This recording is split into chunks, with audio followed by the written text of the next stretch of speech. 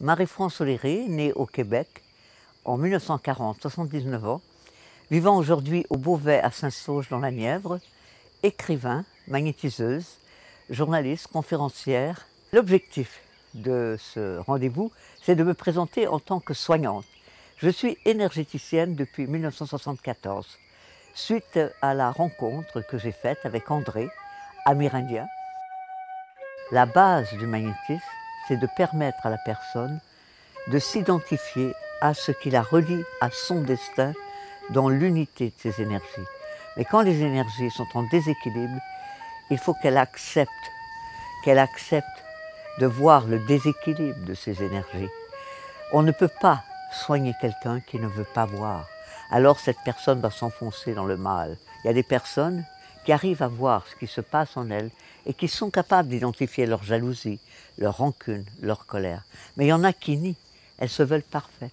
Elles ne peuvent pas se soigner. Le mal continue à ronger à l'intérieur du corps. Or, le magnétisme permet de lire son mal. Et ça demande beaucoup d'humilité, d'être capable de guérir. Le magnétisme, c'est aussi un acte de gratitude pour tous ceux qui nous permettent de l'invisible d'accéder à cette guérison de l'humanité qui en a vraiment, vraiment besoin. Une personne vient, elle dit « je ne crois pas, mais je vais essayer ». Ce n'est pas de croire qui est important, c'est de ressentir.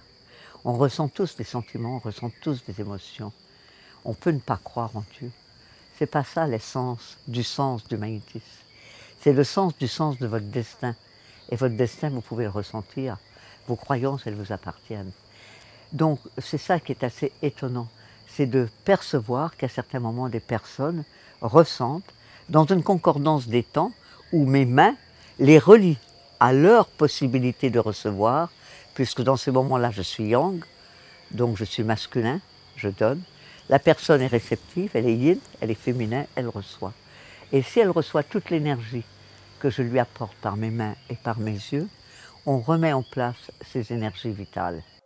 Mais il faut aussi accepter les rythmes. Pour une personne, ça va peut-être prendre 2 ans, 3 ans, 4 ans, parce qu'elle n'arrive pas à se lire, ou elle ne veut pas, ou elle a peur.